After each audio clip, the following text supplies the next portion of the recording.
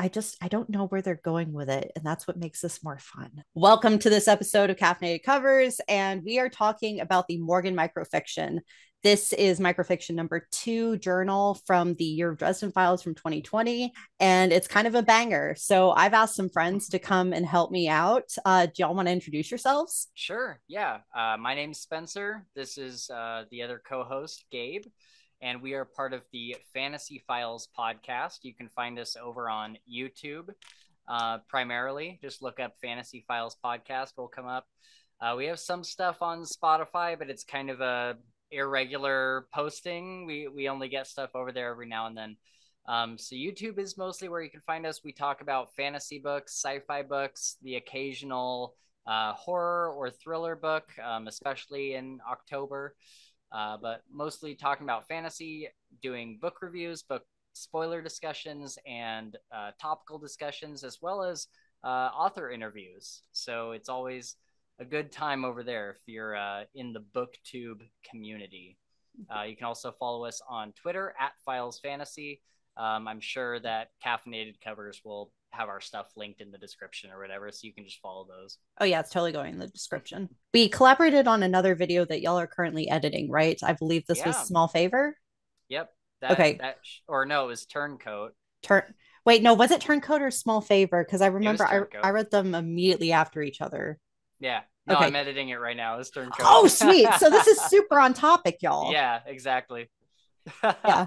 And I guess spoiler warning for everything through Battleground. I know on the Dresden Files read that they've read the series before, but they're doing a more first time reader friendly series on their channel. Y'all come to me for all the spoilers and random stuff connecting together because apparently I have no chill on Reddit. So that's what we're going to be doing today. But their stuff is really, really awesome. And we collaborated on Turncoat. And it was a good time. And this is very, very closely related to Turncoat, but also other bigger picture kind of stuff. And that's why I'm excited to talk about it.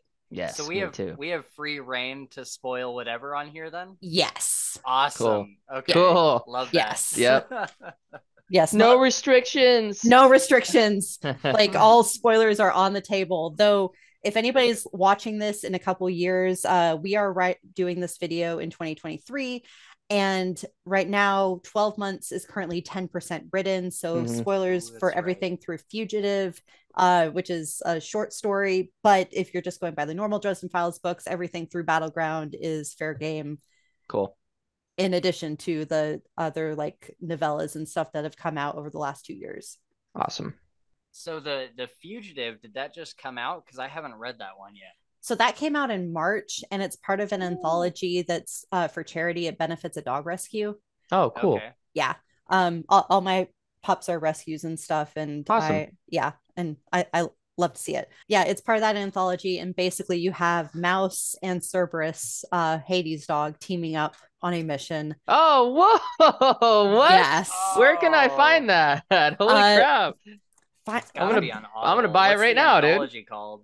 Yeah, let me look it up. I'm looking it up on Amazon right now. And if I go to his author page, why do I not follow him on Amazon? I mean, I basically like stalk his career on my YouTube channel, so boundaries and stuff. Right. Or did they change the cover? I don't know. Is it called Strange Brew? No, but that's probably the one with the story surrounding the micro brew that Mac does. Wait, what? I haven't read that one either. Holy crap. Or maybe I have. I don't know. Oh, it's called Instinct, an Animal Rescuers Anthology. Instinct. Okay. Yes. Okay, cool. Mm-hmm. Okay, yeah, I must have read that. I don't see it on Audible, but that's okay. I'm going to read it regardless. Awesome.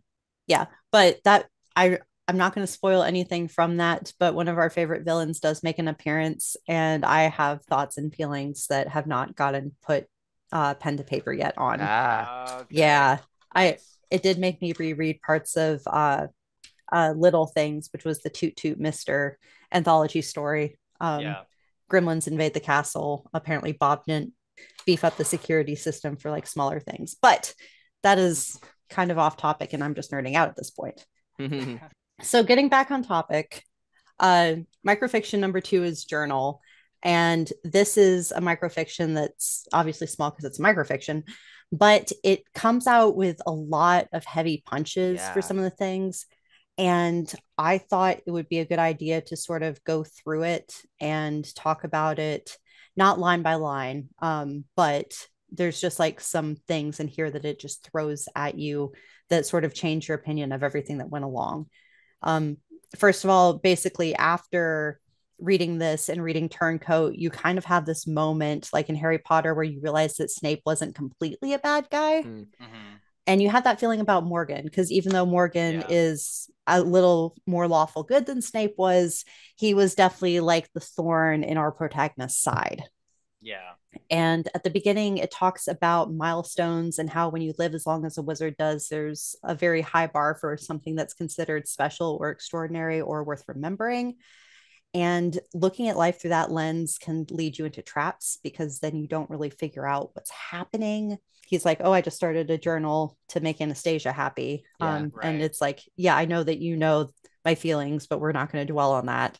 And he even mentions too, he's like, if I had been more diligent about keeping a journal, maybe I wouldn't have made this mistake. Yeah.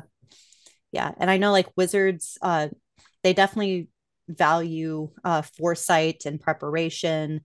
And they're people that don't really do things on the fly. Like there's some spells that you can do on the fly, but a lot of them involve a lot of planning. Yeah. And so I think that this really speaks to that, where Morgan was like, if I was just more introspective and like thought more about things, maybe I wouldn't be injured and having to go to Harry Dresden of all people for help. Yeah. Right. And now he says a final confession, which is hilarious considering he's a warden.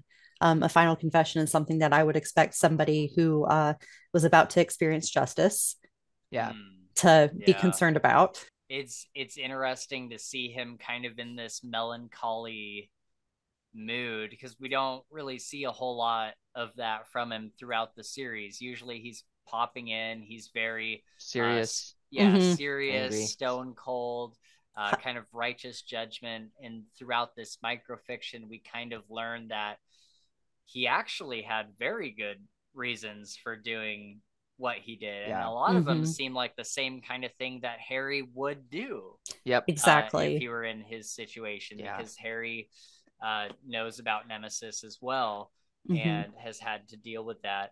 And so it's just kind of interesting to see this kind of inner working of a man who we've all kind of grown to despise for most of the series up until Turncoat. Right. And I'll just say real quick too, reading this microfiction, you know, Gabe and I have read the series many times, but it's right now for the podcast, it's kind of on again, off again. We'll have an episode on Dresden every now and then take some time off and come back to it. Reading this, I'm like, oh, it's time to read Dresden Files. Totally totally agree. The tea is piping hot. Yeah, exactly. Yes. Speaking of, let's talk about our first banger. I know we've talked about thematic stuff, but we get the line, despite my promise to Margaret, I failed to protect her son. Yes. Like, what? Yeah. How like eye-opening is that, man? Like if you think about, you know, if you think about Morgan and you look back and it'll get into more of it as we go, but like it like made me think, just like you said, maybe he's not the way that, you know, he's portrayed, I guess. And I wonder what maybe it says it here. Do you think the promise was just to keep Harry safe, or do you think there was more to it than that? I think there might be more to it because that's kind of what I'm thinking too. Because he talks about how when Harry went on trial, and they talk about this later on in the entry, but after Harry went on trial, Morgan was just trying to like antagonize him or try to trigger any sort of like evil magic or darkness in him because they didn't need to be harboring a destroyer on his way to being born. Yeah. Yeah. And I think he was so concerned, like he probably would have, well, he would have for sure, dispatched Harry and of course, that's a main thing at the slightest hint of evil. But it makes me think like, he does like give a shit about Harry, that's kind of there. But I wonder if like when he was doing all that stuff, pushing and making angry, if he was just like, please don't be evil. Like, please, please, please don't do any of this stuff. Yeah, definitely. I would hope. Yeah. Yeah. Yeah, because like he is trying to he is trying to provoke Nemesis into, surfacing. Yeah. Mhm. And we've even seen, just from Harry's point of view, that with Maeve and Lily in Cold Days, excuse me, Cold Days, I believe, there was nothing really that would show you, or Justine, like there's nothing that would really show you that they have Nemesis inside them. Yeah. Mhm. So he's like, my only option is to force it to come out. And Yeah. it is kind of wild to see that that's what he's been trying to do. But going back to the original line that you brought up, I'm wondering, what kind of relationship do we think Morgan and Margaret had? Because Margaret was kind of known as like the black sheep of the council. So was she beloved by a few in the council, like maybe Lucio? I think Lucio had kind of a closer relationship with her, right? Yeah. Mm-hmm. Yeah. And also, I know that there were times where she would like have dinner with a gatekeeper, all casual and stuff. Mm-hmm. Right. And of course, she had her dad. And later on in the story, it talks about how Morgan would have been fully fine, like would have slept like a baby if he had to dispatch Harry. But then the black staff got in the way because he couldn't see his grandson taken like that. Yeah.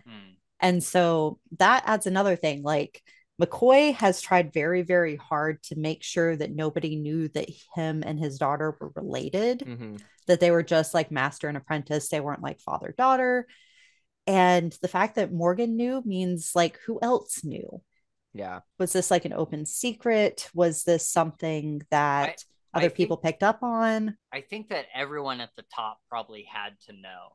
Like, I think that it was, matter of fact, I'm almost certain that everyone on the council knew that Harry was Ebenezer's grandson. Mm-hmm. But they just kept it from Harry. I can't imagine that anyone near the top of the council didn't know about any of those things. I would think. Definitely.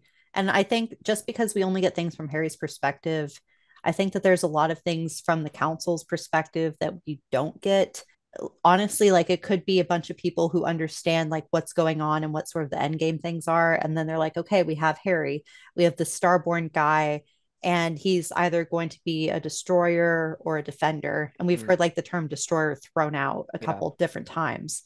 Have we? I was wondering where that came from. I had thought that this was the first time I had heard that word, but maybe it's come up in the source before. I could have, so my memory is not perfect and I'm not looking at my notes. Somebody in the comments is probably going to tell me that I'm wrong, but that's part of the fun of the discussion, Yep, that's right. Yeah. But I could almost swear that I had heard that term used in one of the books that Elaine was in, like in Summer Night or maybe White Night, where they talked about a destroyer.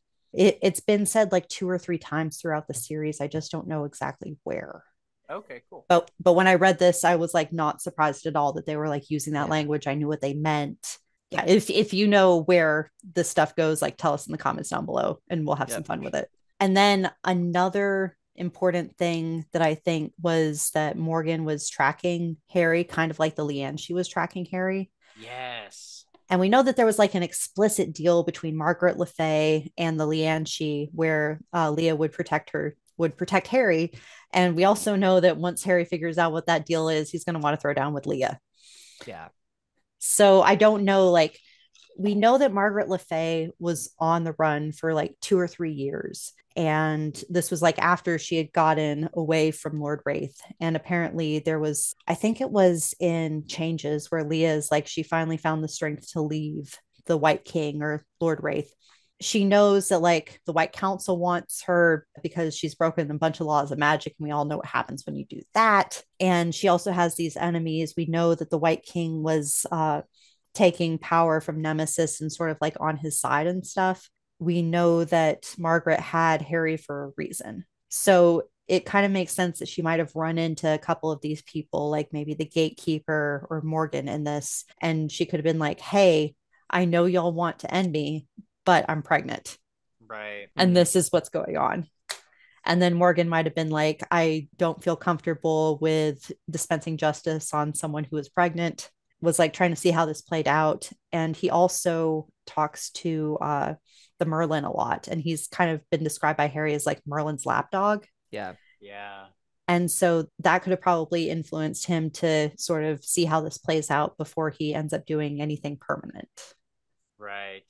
So do you think that the Leanne she was, because Morgan mentions in his letter here in his journal that he had tried finding Harry through magical means, through like bureaucratic means, mundane means, couldn't find him. Mm-hmm. Do you think that the Leanne she was the one hiding Harry through all of that?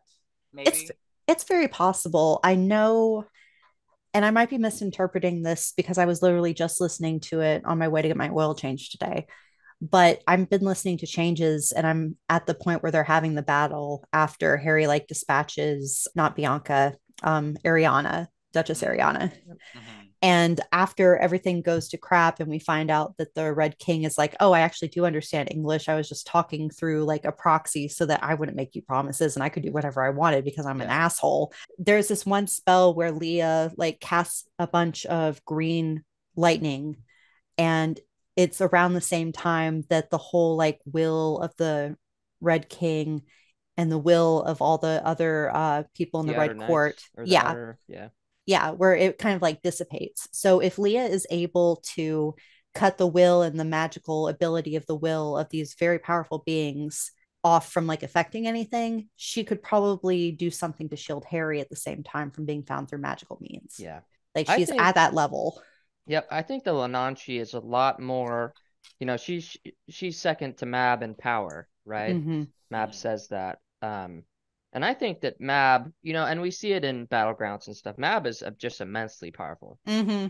She's on a scale that like not The even like force of nature. force of nature, exactly. Like not even the highest in the council can really comprehend how powerful she is. And I Mm-hmm. think that the Lananchi is also just stupid, like not even below Mab. I bet maybe in a different way, but I feel like the Lananchi is probably like got some just wicked power in certain aspects.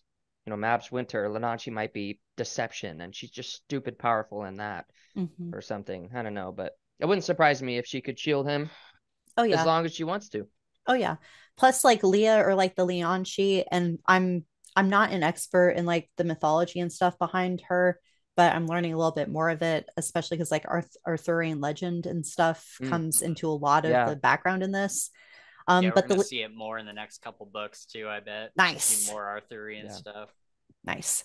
But the Leonchi is basically like a vampire, but she feeds off like the blood and the life force of poets and creative types. oh, So basically she'd like have a relationship with these like artists and stuff, give them the ability to do like their best work, become legendary, but they're gonna expire prematurely. yeah, And so she kind of soaks them up. So it also makes sense like her power is kind of vampiric, but it's also fairy. yeah, So it might have some sort of special like weakness just because it's the same sort of power that the vampires have. I don't know what y'all gotcha. think. I don't know. That's way over my head. I never thought about it that way, Yeah, honestly. I haven't gotten into the mythos a ton too, but it Yeah. wouldn't surprise me. For massive power, there's always a weakness, right? In Mm-hmm. some aspect, they'll be weak. Especially in like the Dresden Files world, Yeah, so far Mm-hmm. that's been true that yeah, for every there's always some sort of caveat yep, to everyone's power. Oh yeah. And like with the Dresden verse, I know that Jim Butcher is a big like tabletop RPG nerd. Yeah. So just imagining the Dresden Files as sort of been like a homebrew version of D&D put into book form without the whole like lit RPG label on it. yep, Mm-hmm. Yeah, it kind of makes sense for as I'm sure. thinking through this stuff. Have you played his tabletop game, the Dresden Files tabletop game? Yes, actually. Oh, you have? Oh, Nice. cool. Yes. I played it with a friend who, let's just say, could probably be president one day if he really put his mind to it. Wow. All Okay. right. Like That's he got high praise. yeah, and this is the same guy who's like, okay, if you guys don't stay on topic and do the things that I planned for this week, I'm gonna make your lives miserable. And we're like, you're already gonna do that. We all know you. We know that this relationship is weird. You have Yeah. no power here. That's was cool. it was it easy to play or did it take a long time to figure out? Sorry, So I know I'm tangenting oh here, no, y'all are good. No, it was a lot of fun actually. My character was like a changeling, who was sort of like torn on whether or not she wanted to be Fae or wanted to be human. Mm-hmm. And then I don't even remember how. Yeah. But she was like also this phantom in the cathedral type thing. Like she was found by a priest and like lived in the attic of like a big church and stuff. And she would go around doing things that she thought were his right, even though they weren't necessarily right. But then she always had like that nagging thing. She was a really like not well thought out character, but it basically gave me an excuse to do whatever I wanted. Yep. Right. Which was fun. And yeah. That's cool. Yeah. That is cool. But yeah, it definitely like depends on who your DM is. Like you have to have someone who's going to like show you a good time and isn't just like married to their vision. Yeah, right. for sure. Okay. Yeah. So I do want to talk about this next sentence here Sure. because I've always, well, maybe not the one after next. So Morgan tracked down Malcolm Yeah. Until the day he end. died. Yeah. Yeah. And I've always wondered, and maybe we'll see, but what happened to Malcolm? Right. He even says he's like, maybe could have been natural causes. Oh, it wasn't natural causes. Yeah, for no sure. way in hell it was Somebody made natural him vanish, causes. but my question is why? And I know why that he was that's tracking him, the father. no, down? why he was vanished, why Malcolm was taken out of the picture. So and I know like that's a big question, so we don't have to go crazy with it. But oh no, this is like the fun stuff. So this also goes into the realm of things that I don't know about, so I'm just gonna pull a bunch of stuff out of my head. Yeah. I know endgame wise, getting Malcolm out of Harry's life would destabilize it. Like Malcolm was a good man and a good dad. And Harry has these memories where he's just like loved and taken care of. And you contrast that with his experience with Justin Dumorn, where he has like memories in Ghost Story about when he learned Flick and Bickus and Justin like kind of acted like a father figure, got him a baseball mitt, which we all know led on to the whole like training how to do shields by getting baseballs thrown at your head. So fun. Yeah, like Malcolm was a very like wholesome, good dad, a very responsible choice for if you're going to do a curse that destroys you during childbirth and you have to have somebody raise the kid. Malcolm is a very good person to be the daddy. It's so messed up. Yeah, no, I mean, Margaret Le Fay was like a strategist. Like she knew what she was doing. No disrespect intended there. You take Malcolm out of Harry's life, and then he's just this orphan kid. He doesn't have parents. He's sort of at the mercy of whoever's willing to help him. Yes, we have like a system to help kids in that situation, but the results vary because there's people that take advantage of that or can really hurt kids in that situation. And then there's wonderful people that will take them into their homes and give them a good family and try to like give them a good life, which is amazing. Mad respect for people who do that. But then you create an opportunity for a guy like Justin Dumorn, who Morgan calls a bastard. Which gives me like vibes that Morgan had some like reservations about Justin Dumorn as a person at some point, even though he was a warden. Well, actually, that probably like helps. Because if they were wardens together, they would know each other better because they'd work together a lot. Yeah, I was gonna say, wasn't he like not kicked out of the wardens? Didn't supposedly he die at Archangel? Or no? Yeah, no, that was his mentor. Simon he died Petrovic. when they were killing whatever the German guy with the dark hello. What's his name? No, so Harry ended Justin, but Justin picked up Bob the Skull when they finally took out Kemmler, which that's what I'm thinking of. Okay. Which after reading about Corpse Taker makes me wonder if Kemmler is like hiding somewhere. Oh, I'm sure. Yeah. They're still around. Yeah. So wait, I've told you my theory about Justin Dumorn, right? Have I told you that? No. What is it? Yeah, listen to this. This shit's crazy. I think I know where you're going, but I want to hear it from you because everybody has their own take on it and it's super interesting. Okay, so I've had a few glasses of wine today, so I'll try to remember.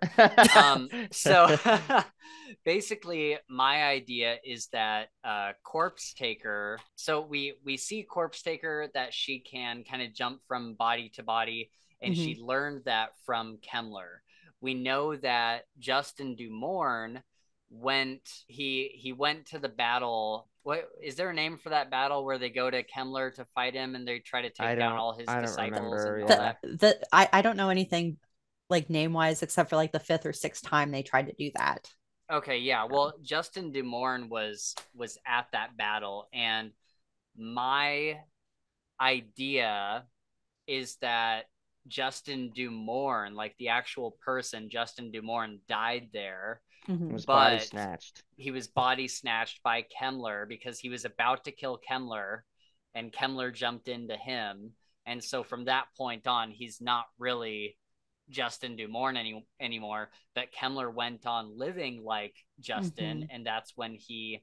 I'm not sure how the timeline matches up exactly, but I But when think he retired from the wardens and sort of like cloistered right, himself in Idaho of all places. right, and that's when he would have like kind of adopted Harry and stuff. So basically, Kemmler is Justin Dumore. Now, I don't know what Mm-hmm. happens to him after Harry kind of fights him and where Kemmler would jump to from there. But I do think that Kemmler is Cowl. Like somehow Kemmler became Cowl Mm-hmm. through body hopping and stuff. Oh Or yeah, and maybe Justin Dumorn just really isn't dead, and Harry just thought that he killed him. mm-hmm. But Kemmler was able to like keep himself alive and then became Cowl, and thus Justin Dumorn being Cowl. Also, if you look at it another way, it supports your theory. So another way that you could look at this is fire is very, very destructive. Like if you look at Star Wars and like all the fire and the burns and stuff that Darth Vader had, that can like really disfigure you. It can make do weird things with your body to make your voice sound weird because you have all the And smoke Jim inhalation. Butcher loves Star Wars. He Yes, loves he references to does. Star Wars. Yes, he does. And so basically, like if Kemmler jumped in Justin Dumorn's body and then got fried by a teenage Harry Dresden, this is Kemmler. Like he's gonna survive that. He might Right. be like really, really messed up and wear the cowl and stuff to disguise himself. And it also like helps his strategy. Like if nobody knows who he is, nobody can keep tabs on him, nobody like worries about him, and he can do whatever he wants Yeah. freely. So like if Kemmler is Cowl, like it would totally make sense. Like you have the different voice, you have that familiarity with Harry. There is a line from Fugitive that I really want to bring up right now because it is relevant to this discussion, but y'all have not read it. You can Well, say is it if you yeah, want. Yeah. yeah, yeah. Say the line. That line's fine as long as you Okay, don't so hurt the plot. so Cowl is in Fugitive. Okay. Oh shit. And Yeah. one line that he has is where he says, "Harry, you're a real pain in my ass."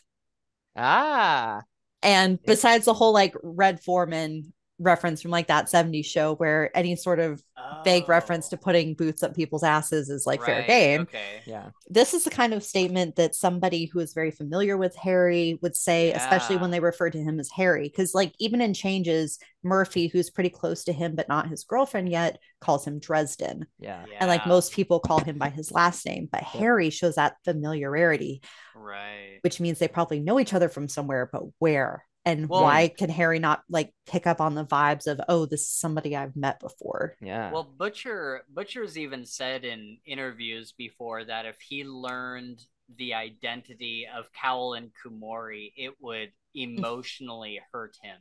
Mm-hmm. I think Jim was specifically talking about Kumori, but I'm pretty sure he might have said the same thing about Cowell. Mm-hmm. And in was it Deadbeat? I think where Harry says there was something familiar about Cowell, something about his magic or something about his voice. But he Like there couldn't was put some his finger way, on it. Yeah. yeah. Yeah. And so there has to be some sort of connection, Oh yeah. because Jim Butcher has specifically said, like, why else would it hurt Harry if he knew who they were? It has to be somebody he knows, whether it's an alternate reality Mm-hmm. version of one of his friends or something, or Mm-hmm. it's someone from the distant past. Oh, There has to be some sort of connection there. Yeah. oh yeah. Plus, like a big prevailing theory is that Elaine is Kumori because they use like Japanese magic spells, also a lot of healing, and Elaine is tall enough to where she could put a knife Yeah. to Harry's throat. I've always thought Komori was either Elaine or a alternate version of Molly because we see in Proven Mm-hmm. Guilty Molly, he soul gazes her and he sees all the different versions of Molly. And one of them is like a warlock. Yeah. One of them is like a Komori looking kind of version. And so I've always thought that Komori had to be either Elaine or a alternate Molly. Definitely, which also kind of leads us into a conversation or another part of this microfiction where Morgan says that I tracked him and his father until Malcolm's demise. To this day, I'm not sure who ended him. I suppose it's possible that Malcolm's death was natural. We've talked about this. I'm trying not to read like the entire thing out loud because like copyright stuff, I don't want to deal with that. But I don't think we'd have to worry about that too much on YouTube if we're just reading it out. But I'm sorry, you do whatever you want. Oh yeah, no. There's just a weird line, and I don't know exactly where it is. Sure. But to like continue to quote from this microfiction, but given this child's ongoing misfortune, it seems clear to me that he's been marked with an adversary from the moment of his birth. Yes. With adversary with a capital A. Like that's intentional. From the moment of his birth. Yes. And so that's not just an adversary following him ever since the Justin Dumoulin stuff. That's from that was the one hanging around since he was born. And we know that the adversary is another word for like the walkers and the nemesis. Like nemesis and the people from beyond the outer gate. Outsiders. The outsiders. He who walks behind. Yes.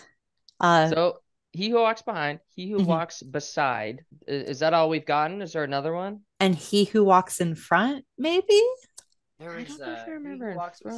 So like I've only read the series through once and I'm on changes on my reread. So okay. I know that they talk about like one other because there's 3 of them. Yeah. But that's in the later books. What's the one that he sees in, is it Cold Days where he gets like transported to, or no, it's is it Proven Guilty where he gets transported to? Are you talking about Ghost Story where he has memories of like Justin Dumoulin and all this stuff that happened in his past? No, I'm talking about the one with the wild hunt when they have the ship. No. There's one where he's in Ferry. And he's dealing with what was it, the phage or whatever? And the phobophage.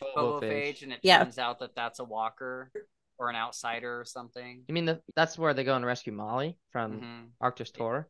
I didn't remember that being a walker, but I didn't remember that being a walker, but that was Proven Guilty. So like the phobophages were servants of Mab. Yeah, but this one was like, I'm almost certain this one was pretending to be a phobophage, but it was actually a walker. I don't know. Maybe I'm getting that and Cold Days mixed up somehow, but I'm pretty sure that I'm not wrong. I don't know. Is this the same book where Listens to Wind fights the walker on Demon Reach or the Nagloshi? Okay. No, what's the one where? Sorry, I'm taking us way off. Edit it. There's editing. If this doesn't go anywhere, it's okay. What's the one where Harry, he has like a vision of him being the one on the tree instead of Lloyd Slate, and Mab is like tattooing his teeth and stuff?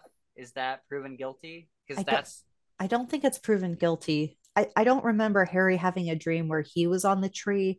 But I remember him like looking at Lloyd Slate and is like, oh, I'm going to end up being like this one day. Probably I should not be doing what I'm doing, but I'm going to accept Mab's gift of being the Winter Knight. Oh my God. I gotta do a reread now. It's driving me nuts. I know there was a scene. I know this is getting me excited.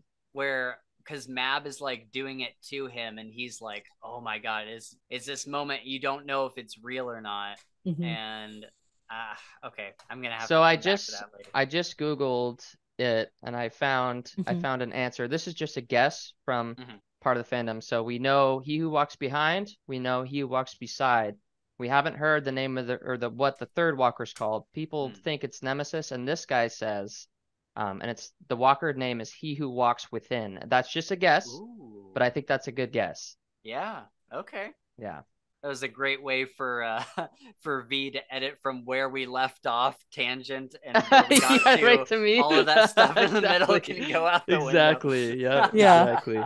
Yeah. No, like, oh my God, I spend so much time editing. Like my videos are trash until I finish editing them. Same with ours. Same. Yeah. Yeah. That's gonna drive me nuts now because I know I'm not crazy. Like I know for a fact that happened somewhere in the Dresden Wait, Files, but I can't remember say the what. part. Oh, the Where he part where he has wakes a up vision. and Mab is like tattooing his teeth and like carving his teeth and Oh, stuff. dude, yes, that's the freaking bro. Okay, that is the one where there's the ship in the Wild Hunt, and he gets transported by Walker into this dark place. You're right. Yes, You're right. yes. Yep. And he starts tattooing him. He's like, you know what? You're in my mind, bitch. And That's right. Yes. yeah, Okay. yeah. We got to tell her that when we get Okay, when she okay. gets back because Yep. that's what I was trying to figure out. Yeah. Because What do you know what book that is? it's Cold Days. Cold Days. Okay. And Cold Days and Proven Guilty always get just a Run little together. bit mixed Yeah. up because they're both about the Fae. Yep. And they both have that part at the end where they're like kind of in the Fae, like that scene that we're talking about, and then the scene at the end of Proven Guilty where they save Molly. And yeah, that one is He Who Walks Beside is the one that's He Who Walks Beside. Okay, cool. Yeah, because that's where he sees like the huge face, right? And it's like talking to him. Yep. Okay. I knew I wasn't crazy. Well, when I said that originally, they're like, no, it's not that one. It's like, dude, I'm pretty sure it is. You're right, yeah. And the reason I said that too is because I thought you were talking about there's a walker who's on the water with them called Sharkface. Yes. Yeah. I thought that's what you were referencing, but you're absolutely right. Yeah. At some point within all of that, he gets kind of transported for to sure. Mentally the Walker transported, realm, whatever it is. Dude, I want to start reading Dresden Files. Me too, dude. Right now. I might, bro. So V, we figured it out. Yes. We were talking about Cold Days when the Wild Hunt is happening, and Gabe even mentioned this earlier, and I was like, no, that's not it, but he's right. During the Wild Hunt, and he like gets mentally transported to like the Walker realm, and He Who Walks Beside is talking to him and giving him all these like visions of terrible things happening to him. And that's when Harry is like, oh, you're in my head. Like, you're in my dream. Like, I'm not in yours. Yep. And do you remember that at all? No, but this makes me excited to get back to that. Yeah. You're pretty close to Cold Days, so. Oh, yeah. No, like, the more that I go through the series, the more I realize how much I've forgotten. Oh, yeah. And it just keeps getting better. It's great. Yeah. It's definitely one of those things where, like Gabe and I have both read the series at least 5 or 6 times. And even as we're going through it again for the podcast, every single time we do an episode, I'm like, I totally forgot about this, or like this little connection I didn't notice before. There's so many little interesting things that don't always pop out the first time around. Definitely. Tate Monster has joined the chat. What is it? Oh, what's up, buddy? Or one of these days. No, it's a pit bull. Yeah, it's a kitty. Oh, he's so cute. I love the coloring on his face. Oh my goodness, it's gorgeous. Yes, you're gorgeous. You are a pretty boy, aren't you? Yes, you are. Yeah. Sorry, he wanted pets and attention. No, give it to him. Yeah, absolutely. He's my emotional support Tate.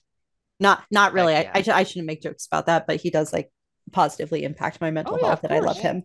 Absolutely. That's what dogs are for, man. Yes. Dogs are incredible. Yes, he is. Getting back to dogs, or people who get treated like dogs, Harry Dresden. So we talked about Go ahead, sorry. Oh, you're good. So we talked about how magically, physically, bureaucratically, there was no trace of him, and Morgan like literally tried his best and could not find him for years. That bastard Justin Dumoulin got to him before I could. I love that. That's just like so raw, and it's like mother chucker. Like exactly. You can feel Morgan saying that. He's like, this son of a gun, dude. I can't believe he got there. Yeah. I love the next line too, because this line specifically completely explains what Morgan has been doing this whole time up to Turncoat. And from then on, we could not be sure that the child was not molded to be a creature of Nemesis.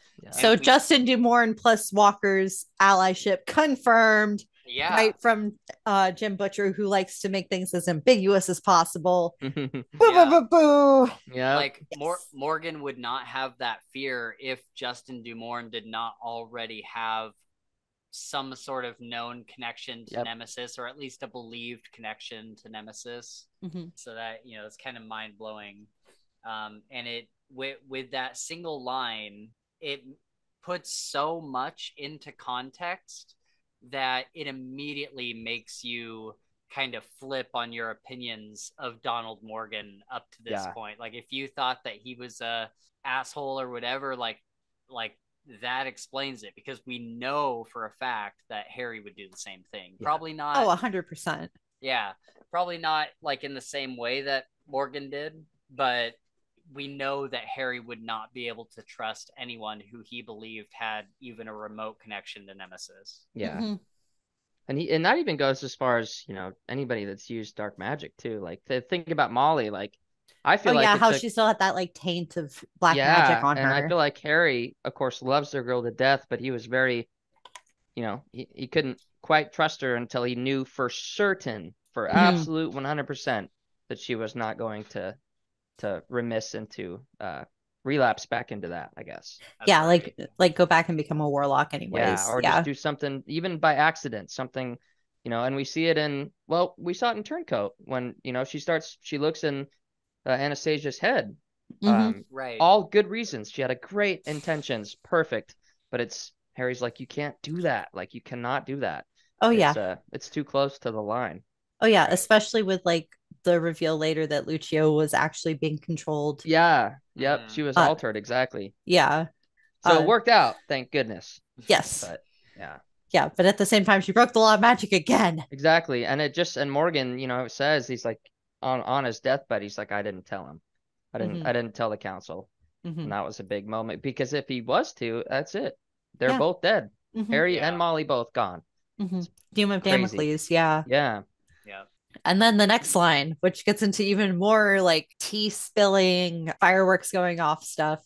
The child apparently ended Justin Dumourn in something very like a duel, and I am unsure if I am more frightened by the prospect that it was a deception to simulate Justin's end, or if it wasn't.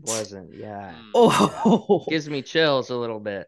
So let's talk about it going both ways.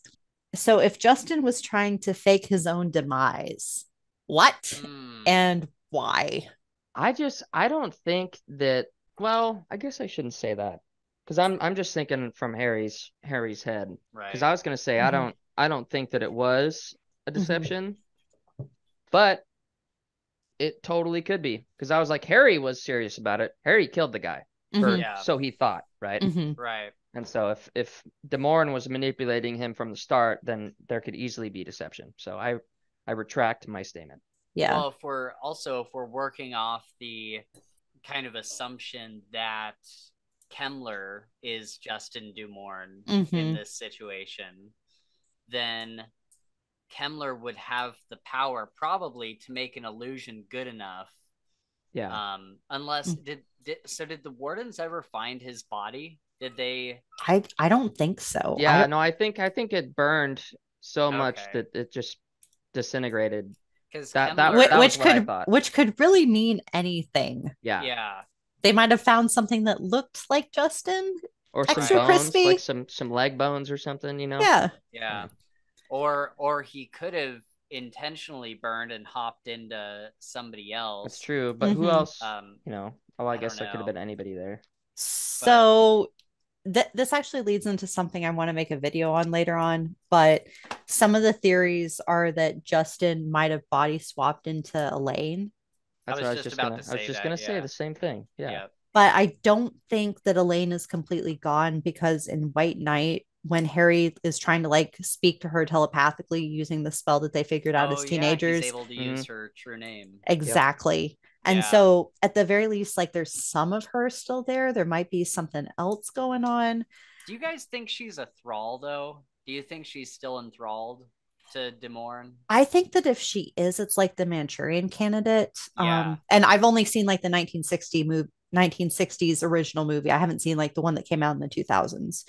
So tell me in the comments down below if I'm missing something. But if she is enthralled, she doesn't know it. And there's still like some of her in there because Harry was able to use her true name, which means that he might be able to break her out of it later on and do like a Darth Vader esque redemption arc, Yeah. if you will, on it.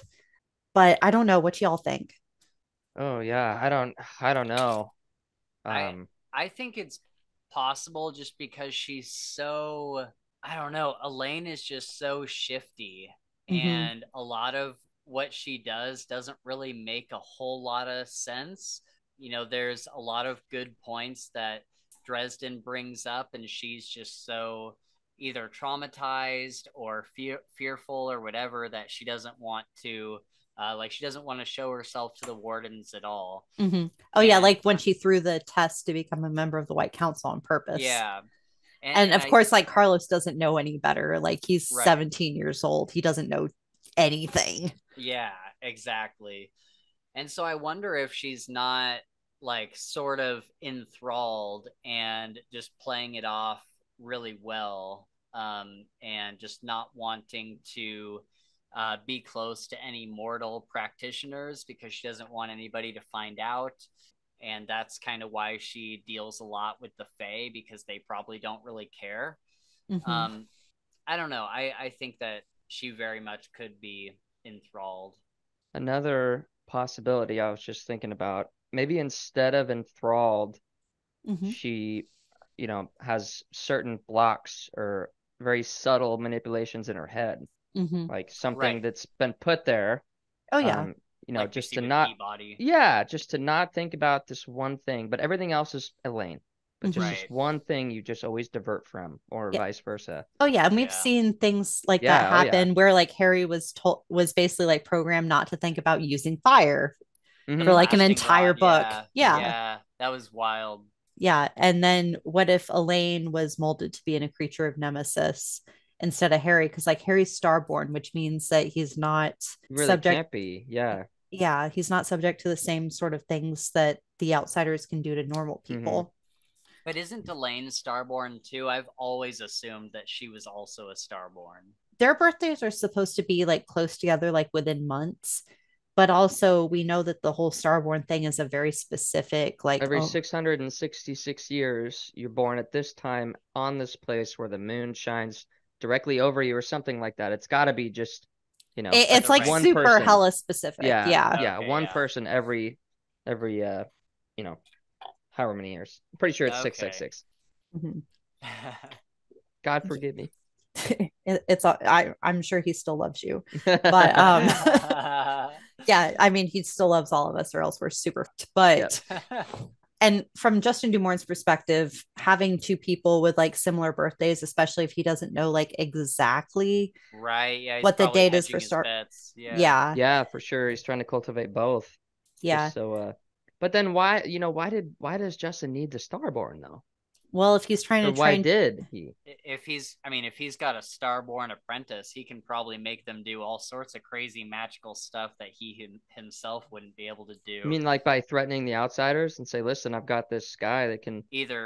Either threatening the outsiders, or if Starborn have power over outsiders, maybe Justin could have used his Starborn apprentice to be a, like, army enforcer. leader, yeah, Oh, okay. of the outsiders and Gotcha. control them. Mm-hmm. That could be one reason. Gotcha. Yeah. And Justin could have also like gotten in a little bit too deep with the outsiders and been like, okay, I need to figure out a way to like Yeah, Protect even up, myself. yeah, even Yeah. up the playing Yeah. ground. I feel like it'd be yeah, really easy to get in too deep with the outsiders. Oh, a hundred yeah, for percent, sure. 100. Yeah. Yeah. There's also some theories where like Justin Dumorne is just misunderstood. And he noticed that like Elaine was somehow tainted with the outsiders and was trying to like pull a whole like whatever Mab did to Leah to get it out of her. And Mm. Dresden thought that that was him enthralling Elaine. And then Dresden just like comes in being like the overprotective boyfriend and is like, yo, what's up? And Wait, so, what? Explain that again. So you oh, don't okay. So I think that found this. Justin? So I found this on Reddit and I find it remarkably intriguing. Like this is the Okay. thing that I'm like obsessing about right now. As silly as that sounds. But there is a theory that I saw on Reddit where basically Elaine got control like put under the control of the outsiders at some point, Hmm. got adopted by Justin when he also took in Harry. And then Justin realizes, oh, she's like corrupted. We need to do something about that to get Nemesis and the outsiders outside of her. Kind of like the same sort of like, oh crap moment that what's her face? Mab. That's Mab a had really with bad Leah. person to be like, oh, Yeah. what's her face? It's Mab. Right. Yeah. uh, yeah, it's like Mab had the same thing with like Leah and with Maeve, but Maeve like rejected her help and stuff. Right. But then Justin Newborn tries to help Elaine, and then Harry like just misinterprets it, and then they duel, Right. and then Harry just like offs Justin. Yeah. Oh. It And it would be really interesting if it kind of came out at the end of the series that all along Justin was a like good grossly guy. misunderstood. Yeah, he Mhm. was Yeah. like harsh and he wasn't like a kind person, but he was very much misunderstood. Hmm. He's not a bad guy, and if he ends up somehow being Cowell but not Kemmler, I could definitely see Cowell being kind of interpreted as a good guy. I could see Mhm. him being spun a certain way, Oh yeah, because like Kumori kind of an said that her and anti-hero. Cal's whole goal was to like end death. Right. And like that sounds like a beautiful thing. Like you've probably like lost somebody important and you're going to go on this quest type thing, but Yeah. it's also like terrifying. And I don't know where they're going with it, and that's what makes this more fun. Mm-hmm. Okay, so I'm trying to remember where we are in the microfiction. I I think think where are we we're, at given what yeah, is at given what is stake? at stake, yeah. Okay. Mm-hmm. Okay, so we're at the line where it's like, did Justin fake his own demise or did he Right. not? And Mm. we've talked about what happened if he did fake it, which was super interesting. I might just be like hyping up my own stuff on here. Like, tell me in the comments down below if this is obnoxious or not. But I thought it was interesting. Now, let's talk about what would have happened or like what the implications are if Dresden won fair and square and this wasn't him just giving Dumorn a cover to fake his own demise. In Morgan's writing, I think he was saying the way that he said, or if it wasn't, makes me think that Morgan understood Demorne in the sense of his power, and he's Mhm. a strong person. He was on the Wardens, or he was part of the Wardens and Mm-hmm. whatnot. And so I think it Morgan's thing was like, if he actually did kill him, this kid has got the means and the capabilities to do some crazy shit. Mm-hmm. Right. Um, he can be scary, powerful. And Mm-hmm. not only that, but Harry defeats fucking Walker like right after too. He was like 10 years old, Hmm. 11 years old, I think Yeah. 16, but 16. Yeah. Okay, whatever. 16. Yeah. Yeah. But yeah, I think that it was kind of a fear thing, or maybe not a fear thing, but like he was kind of in awe, like wow, Right. like if he really did that, that's a big feat for a 16-year-old kid. mm-hmm. And especially too because I'm sure Morgan is thinking like, okay, yeah, like maybe he's a prodigy and that's awesome, but if he were to ever turn to black magic or It'd get be that taken by much Nemesis, worse. it would be that much Yeah, worse. yeah, for Mm-hmm. sure. And so I think that that's also kind of what he's getting at Yeah. with that line because that would be terrifying, let alone having a warden grade wizard turning to the dark side, but Mm-hmm. having Mm-hmm. like this person that's probably can shoot in the same weight class as most of the Elder Council. Mm-hmm. That's pretty sketchy. Oh, Yep. definitely. It's like Kemmler level. Yeah. Yeah.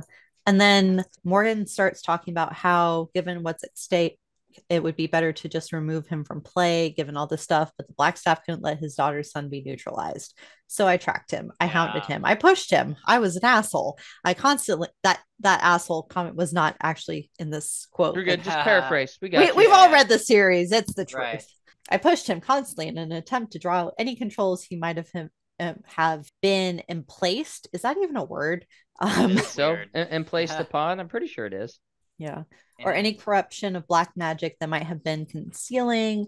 But even now, I cannot be sure that this is not the monster we all fear in the process of being born. So that tells me that Morgan thinks that we are taking a big risk and like Dresden could be like literally the worst, and this could be a complete disaster, Yeah. and they should have taken care of him in the first place.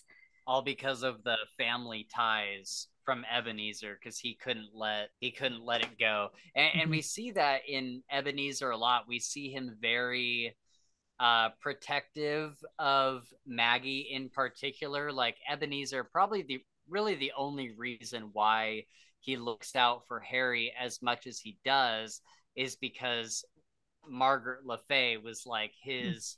Yeah, I don't know if he had any other kids, but Margaret Le Fay would have been like his favorite daughter. Mm-hmm. He loved her with everything, and so anything that is remotely attached to that, and we see so much tragedy with Ebenezer and Margaret, and how much he loved her and how tragically that all ended.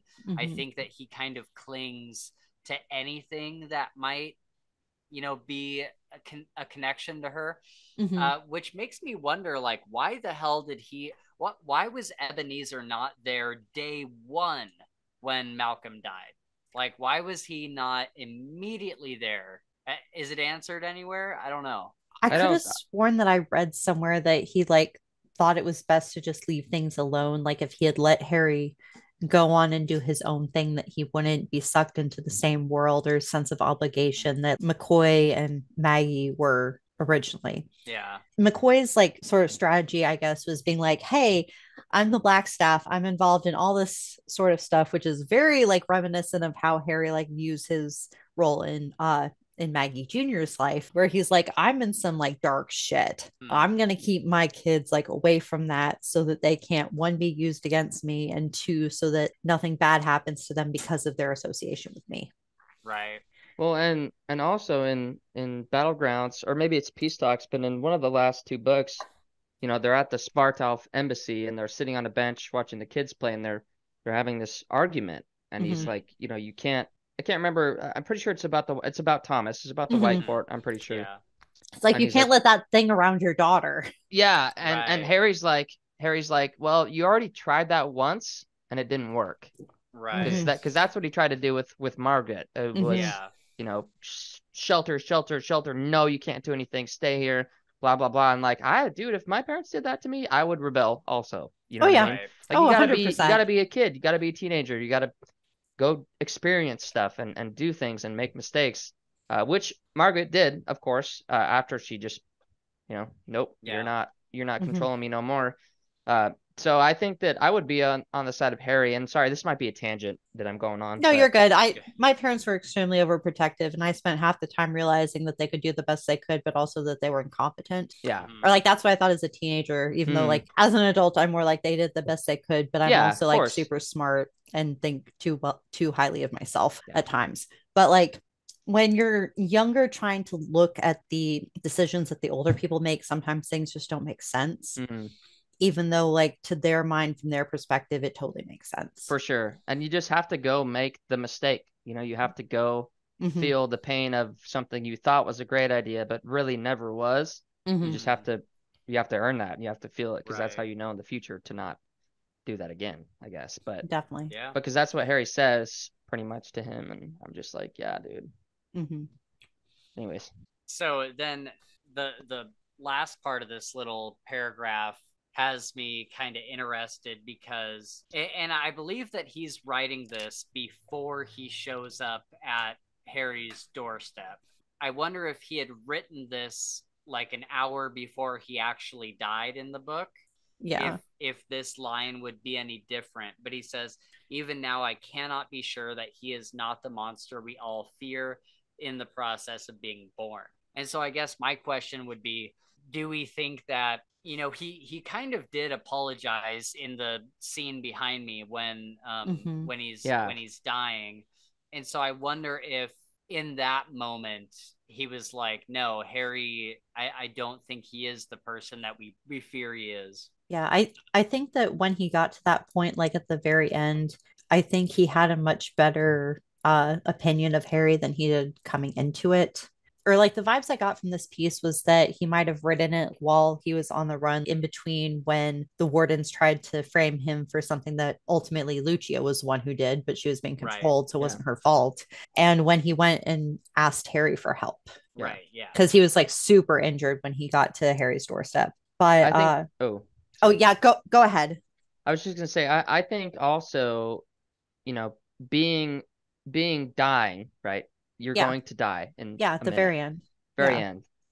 Having to just, instead of having all this perfunctory, like, you know, I've been doing this for years, I have to watch out for him, I have to make sure he's not doing bad shit. And he just took a look back and said at every turn, he's done good by himself, he's done good by me. He hasn't hurt anybody. Well, oh, yeah, I mean, Morgan's testimony is what got the Doom of Damocles taken off Harry in the first place after Stormfront. Right. Of all people, Morgan. Yep. Yeah. And so, so I like the fact that he just kind of accepted it and said, you know, I've been trying my best to watch you to make sure you're not this evil that's described, and you're not. Yeah. Yeah, but I also get the vibes at the end of this where he talks about like history will be my judge. He's trying to make a judgment on his own, but he also knows that he could be wrong, and that terrifies him. I haven't thought of that. I like that. And then, of course, he's going to sign off like respectfully. I have the honor to be respectfully yours, which is like for super Anastasia. freaking. Yeah, that's probably totally for Anastasia because she's going to have to live with like the aftermath of all of this. Because well, I think this was written to her. I'm pretty sure, right? Yeah. Or like, or at the very least, he knows that she's going to read it. Yeah, right, for sure. Because she was the object of his focus at the time. Because he loves her. Yes. Yeah. Oh, I was just going to say, like, the whole age difference and teacher student relationship that ultimately like ends up on some of these things is kind of weird. But at the same time, when you live for hundreds of years and everybody you care about passes away between a century, like the rules are kind of different. Yeah. And so it's just kind of weird. Go for it, you know? Like, just do it. You're wizards, like, dude. Why not? Come on. Like, go for gold. Like, even the Molly Harry thing, I'm like, just do it. Just that's got a different level of weirdness, though, dude. That's not just an age gap. Yeah, like within like maybe 100 years. That's your best friend's daughter, bro. Yeah, that's true. At least wait till he's gone or till Michael's. Yeah. But when you're like, I mean, where they are now in like at the end of the, not the end of the story, but in the later books. Yeah, I'm like at this point. Like y'all are adults, like y'all do what you want. Come on. Yeah, and I mean with like Anastasia and Morgan, like what's the difference between being like 220 and 180? Like you're both old as dirt, like do what you want. It's like why nursing homes are so fun apparently. Yeah. Well, and Anastasia's, you know, she's got the 20-year-old body. Yeah, I think that probably was the weird part for him, I would think. Yeah. Because I think anything after like 40, and who gives a shit, dude? Right. Yeah. So I really liked this final paragraph here before we get to that respectfully yours thing. Perhaps I have been too hard on him. Perhaps I really have become paranoid and mad.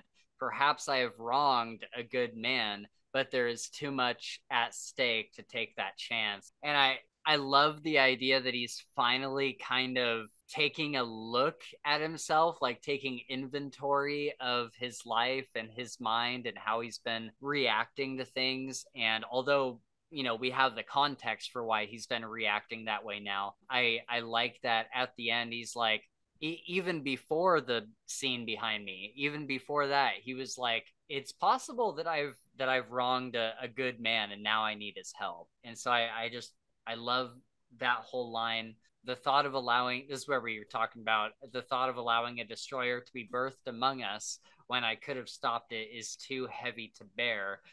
To those who come after me and read this, well, history will be my judge. I love seeing this conflicted Morgan because I feel like we don't get that at all in the series. He seems like a very flat character in the series, and then you get this, and it's just like brain explodes. Yeah, it's like, wow, that was all kind of an act almost. Like, and Lucio says that multiple times. She's like, you don't know the real Morgan. And it's like, yeah, I guess we really didn't.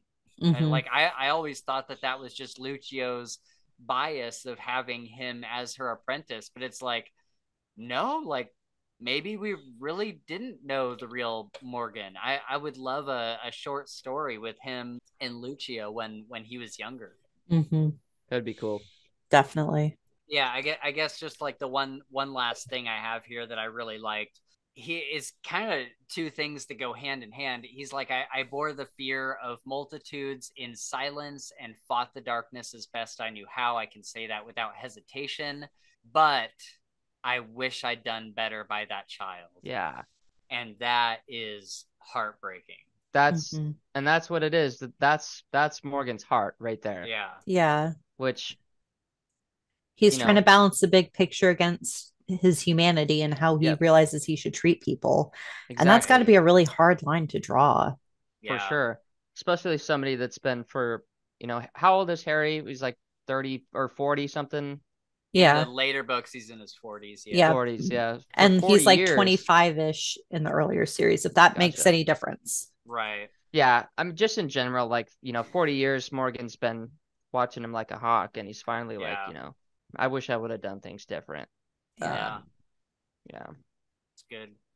it is good.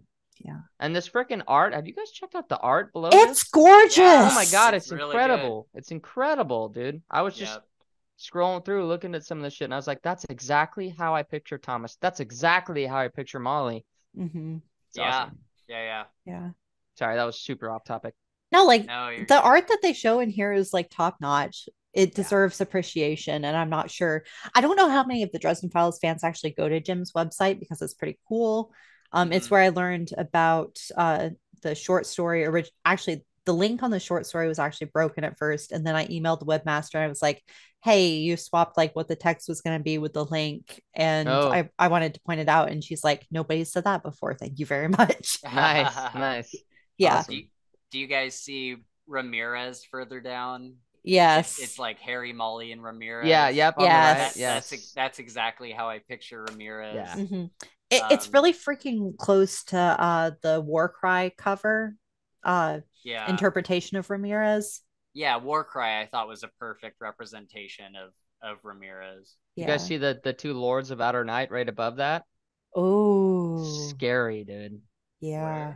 Where? The Mayan, the Lords of Oh, Outer that's Night. sick. Yeah, yeah, Yeah, yeah. that's Yeah. gnarly. Yeah, That's I dope. still need to figure out like how the Lords of Outer Night work into the Red Court like hierarchy and how they work into the Outsiders hierarchy because I know there's a little bit of overlap there. I wonder if Yeah. we'll see more of them. Well, they've all been destroyed. Well, They're no, all the Red dead. Court vampires have been destroyed. The Lords of Outer Night, not necessarily. Well, no. Yeah. So, like Bianca, or not Bianca, goodness, Ariana. I don't know. Like, Ariana Grande is a celebrity. Why is the I name know it's I Ariana get it. like the hard. I get weird it. one I get it. here? Yeah. Yeah, but like Ariana was gonna like join the Lords of Outer Night, even though like she wouldn't get promoted to take over her dad's place when she was like, oh, I'm gonna depose him in changes. So like where is the boundary between the Red Court and the outsiders that are influencing them at that point? I think that that's Well, a I really think, interesting Yeah. thing. Because yeah, the I Lords of Outer assumed. Night are Red Court vampires. They were, Mm-hmm. right? They were Yeah, Red Court, so they're dead. and you're right. They're dead. Okay. I guess I'm just thinking like, will we? Because they were obviously something apart from the rest of the vamp. Like they obviously had a power unto themselves Yeah, that. which is Mm-hmm. probably from the outsiders. Right. Definitely. Yeah. Yeah. And so I'm wondering if we'll see anybody with Yeah, and their they could same have powers. survived. Who knows? They may have had magic to counteract that, and the outsiders are like, I'm keeping you. Yeah. Oh, so one theory is that the Red Court isn't exactly gone.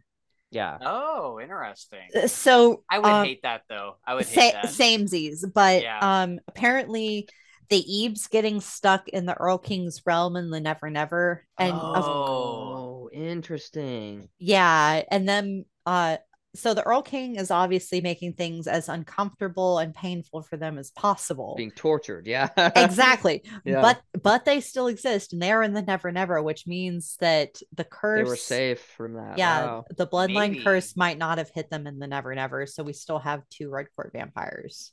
Well, And and now plus, they're plus, pissed. plus they also say all but the youngest vampires were killed. So they leave room for maybe there's a vampire that just was bitten the second the curse goes off, and it wasn't quite enough. No, because Susan was the newest Red Court or not Susan. Well, she was the newest like Red Court vampire. She might not have been the newest like one that was changed and then given the option of drawing blood from another person. But like she went off the rails and became like full Red Court vampire when Martin, my second least favorite person in the Dresden Files between Rudolph. Yeah, Rudolph. Absolutely. Hashtag Rudolph. No, there's literally like a subreddit for Rudolph. That's awesome. Yeah, but Rudolph. But anyways, Martin, that guy. He was basically like playing both sides, and I think his story is really interesting, so I'll do a video about that eventually. He basically was doing anything he possibly could to take down the Red Court, and then he triggered Susan into biting him, ending him, and basically going full Red Court. And then Harry was like, "Oh, you're the newest member of the Red Court. We can end this all right now. We can end this all right now. I don't want to do this, and I'm sorry." And she's like, "Go for it." And then Harry ends the Red Court by ending his lover. And the mother of his child, which sucks. And then he has like the whole comment about how he like did everything right. God forgive me. Yeah. Such a good line. Yes. Such a good line. Yes. Look at this perfect Marcone artwork. Oh, I love which one is Marcone? Middle. Center. Duh. Oh, okay. Yeah, no, like Hendrix is definitely like a ginger. Oh, you don't like that? I don't think I like that. It's not how you see Marcone. Oh, interesting. Okay. I see him as bigger. Oh, not like Hendrix, but I see him as bigger. Here, move your head. Move your head. More. There you go. That's okay. All right, yeah, that's cool. So if we're gonna go into Marcone, some people are like, "Oh, who's gonna play in like some live action version of the Dresden Files?" Is not completely stupid, because apparently it's been optioned again, but it's been optioned for like several years after the original Dresden Files failure that we don't talk about. I actually like that series. I don't. What is wrong with you? I saw 10 minutes of it and turned it off after buying the entire run of the series. You have to go into it with the knowledge that it is not the same and that it doesn't connect, and just enjoy it for it being a show, not necessarily like the Dresden Files. And I don't know, it's that like that style of show and that time period that it was made was like my like nostalgic childhood. Very fair. Like Buffy and stuff like that. And so I don't know, I really like the show, and I agree that it's not a good Dresden Files adaptation, but it is a fun show. Silence, pure silence is all you get. I love all you get. How do I say this without being a complete? Just do it. Do it. Okay. Hit it with him. I love that this series filled that whole nostalgic vibe that you need. I know I watch Community over and over again because that's my comfort show. But goddamn, you're a fucking idiot. I saw 10 minutes of that show. The actors in the show are doing the best possible thing that they can with the shitty ass writing. Yeah. I didn't think, the writing was weird. The part that, and again, this is just a fault for me being young, because I grew up with the better CGI, even since I was little. Yeah. And so the CGI really threw me off, but I didn't mind, it was, Spencer we watched like 2 episodes or something.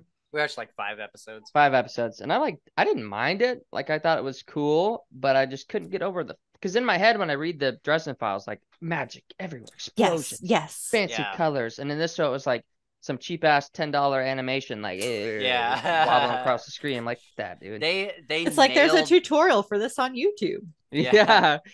They nailed Bianca, though. Bianca in that show is exactly how I pictured Bianca. I agree. So I actually read that they tried to combine like Bianca and Laura Wraith into one character. For sure, a little bit. Not to where you would like really notice, but I mean the storyline is not the same in any way, shape, or form anyways. So you don't like, who's to say? But yeah, Bianca is very much, she's obviously a Red Court vampire, but she's also like very sexy and seductive and stuff like that. So you could say that. Yeah. Quality flesh mask. Yeah. Yeah, quality flesh mask. Yep. Yeah. That's such an awful phrase. A flesh mask. Oh yeah, no, I fucking hate that. No, phrase. it's like you find somebody on social media from like high school or something that you didn't actually like, but they're like posting like cute pictures of themselves with a bunch of filters, and Quality you're like, flesh quality mask. flesh mask. Quality flesh mask. That's awesome. That's awesome. Going to hell for that. But yeah. If I can find, I was just gonna show you guys what she looked like in the show. Mm-hmm. I remember. Yeah, hold on. I'm gonna Google it. Yeah, just type in Bianca Dresden show. That way I don't have to change my background to her. Yeah. Yeah. Images. Oh yeah, that works. Right? Yeah. That's like exactly how I picture Bianca. Yeah. She's beautiful, but not overwhelmingly so. And Right. then I get her in her vampire form, and it's just like, this is so fake. Like, I could do a better job, like, dressing up for Halloween. See, I love that though. That's like so nostalgic for me. Is that like the of... campy? Yeah. I don't know. My personal like casting is, I think that James Marsters needs to play Nicodemus. I was thinking of him like playing Marcone, but I think he's a little bit too old to play Marcone because he's like 65. Yeah, and that man looks good for 65. Yeah. Have you seen him, Gabe? Marsters? Yeah. Of course. Oh, like he's not George Clooney, but he's still a very well-aged man. Yeah, he's a handsome dude. Sure. Yeah. Mm-hmm. All right. So that was our discussion about Journal, which is the Morgan microfiction. And that conversation was amazing. I had so much fun. These guys are welcome on the channel anytime. And I highly suggest that you check them out. And their whole information is going to be in the description. Seriously, like, go support them. They're cool dudes. If you like what I do, please hit the subscribe button and join the Calf Nation. We'd be glad to have you. I post lots of Dresden Files content and occasionally on the other books that I'm really, really interested in or cool books that I've read. Like, share, subscribe on all your social media. And if you think I suck at this, leave me a comment down below and I'll try to suck better next time. Bye.